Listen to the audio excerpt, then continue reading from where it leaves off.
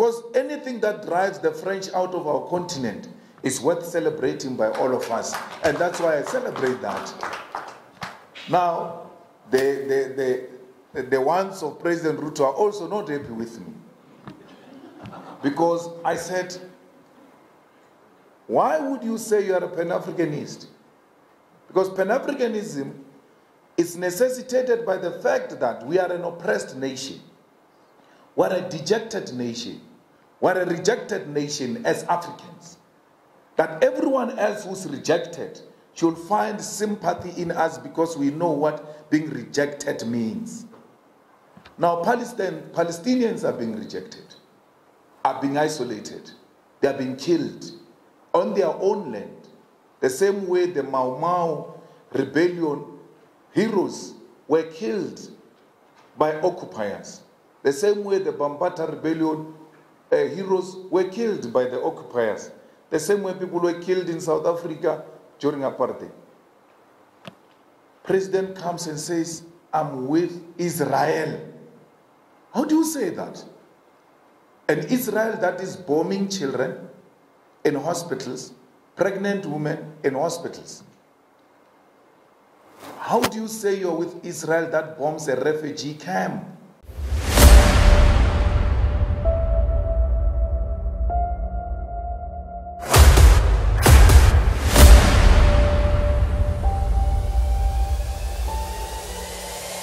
This is the journey to One Africa. Very much, program director and leaders of the youth and students and young parliamentarians and young senators. I'm very happy to be here and always very happy to speak to the future of the African continent because that's where I come from. I come from what we called the Young Pioneers. The Young Pioneers was an organization of children in the ANC. It used to be called Masupatsila. That's where we're taught struggle songs. That's where we're taught how to recite poems. That's where we were inculcated with political discipline and culture. And then from there, I went to be a student leader in COSAS, what is called Congress of South African Students. It's an organization that is aligned to the ANC for pre-tertiary students. And then I became the youth leader of the ANC and a leader of the ANC. So there's no step I've missed in my life of politics. I've led the ANC in my own right, not through the youth league, and which means I've led a ruling party. So I can teach you politics of ruling party, sins of the incumbency, and I can teach you politics of the opposition. So I know both. I've been in the ruling party and I'm now in the opposition. One thing that you should know as young people is that you've got a license, a permit to make mistakes. So you must never in your youth seek to be perfect. Because once you seek to be perfect, you cease to be the youth. You are an elder.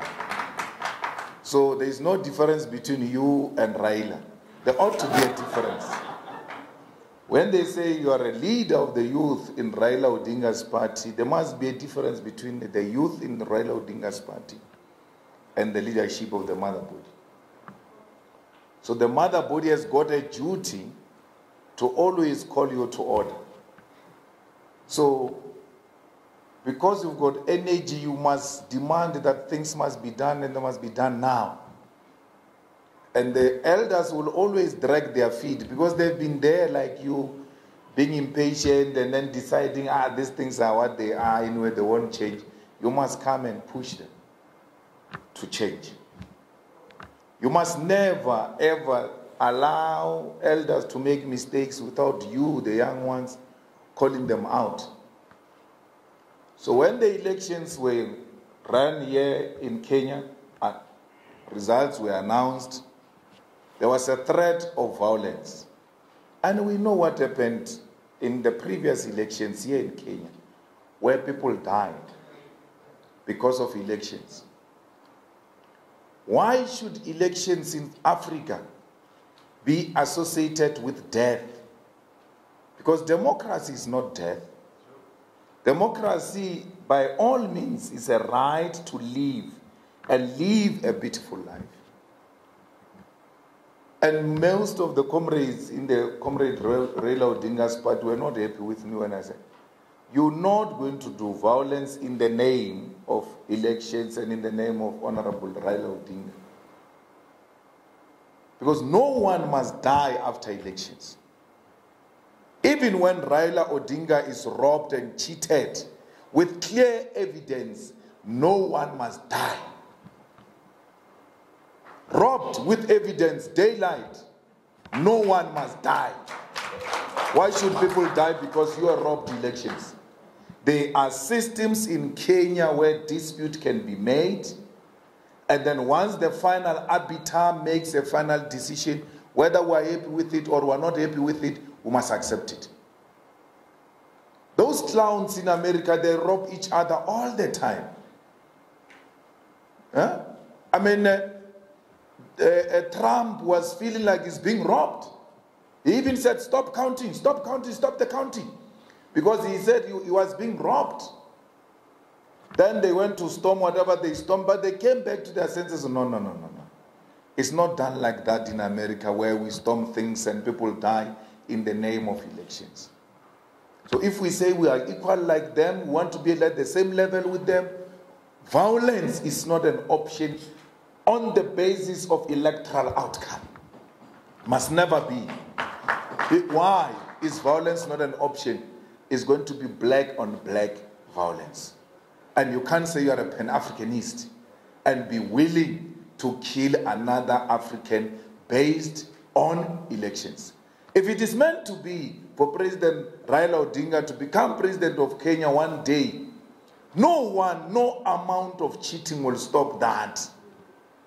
They can succeed now. It will eventually happen. So those who are not happy with me say, get out of Kenya politics. Kenya, this is not South Africa. This is my home. This is my politics. Kenya's politics are my politics. The same way the politics of South Africa are yours. Any destabilization in any corner of Africa affects us. I celebrate the victory of Niger as if it's mine. Because anything that drives the French out of our continent is worth celebrating by all of us. And that's why I celebrate that. Now, the ones of President Ruto are also not happy with me. Because I said, why would you say you are a Pan-Africanist? Because Pan-Africanism is necessitated by the fact that we are an oppressed nation. We're a dejected nation. We're a rejected nation as Africans. That everyone else who's rejected should find sympathy in us because we know what being rejected means. Now, Palestinians are being rejected, are being isolated. They are being killed on their own land. The same way the Mau Mau rebellion heroes were killed by occupiers. The same way the Bambata rebellion heroes were killed by the occupiers. The same way people were killed in South Africa during apartheid. President comes and says, I'm with Israel. How do you say that? An Israel that is bombing children in hospitals, pregnant women in hospitals. How do you say you're with Israel that bombs a refugee camp? What happened to an international law? A president can say a lot of things and say nothing at the end. President Ruto has got a platform to speak and not say anything. On Palestine, on Israel, on it. He can, that thing, it is called a diplomatic language. So you stand up and then speak like that about pregnant women who are dying, and then you say we must keep quiet because if we speak, we are attacking the president. No. No. A Pan-Africanist, when he sees children being murdered, a Pan-Africanist, when he sees occupiers killing the rightful owners of the land, can never sympathize with such people. Palestinians can't give me anything. They can't buy me. Even if they wanted, they are not in no position to give anyone anything. They are in a difficult situation. At the age of 9 and 10, police raided my house, male police, found us sleeping. They were looking for young boys and men. In my house, there were no men, there was only women. My grandmother had 9 children, 8 of them were women. When they searched a full house full of people, they couldn't find men. And those male police had to strip off my mother, take off her clothes in front of me for them to confirm if she's a real woman. If you lived that experience, you will know what the Palestinians are going through. Forceful removal is what we lived in South Africa. We know what it means. Where you wake up tomorrow, yesterday you had all house, land, everything. Tomorrow you have nothing. That's what we see now in Palestine. So many people, 9,000 people killed in weeks. No international warrant of arrest has been issued. The war between Ukraine and Russia has taken only 1.5. 1,500 people died in Ukraine, 9,000 in Palestine. Yet there is a warrant of arrest against President Putin. He has never bombed a hospital. He has never bombed a refugee camp. Let me tell you, even if the president of Hamas runs into a refugee camp, you have no reason to bomb a refugee camp. Once he runs into a refugee camp, that's the end of it. You're like, guys, you have to stop. We have to find another means to go and take him out there. Once he runs into a hospital, you have to stop. Because here is a pregnant woman who walks into a hospital. She's going to give birth. She doesn't know there is a Hamas president there. She's not part of the people who are raised that the Hamas president must go into a hospital. She gets killed for no reason. And then President Ruto says, I'm with Israel.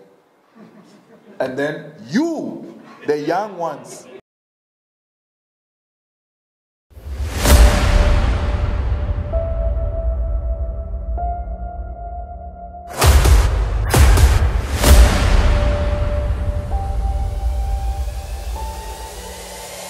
This is the journey to one Africa.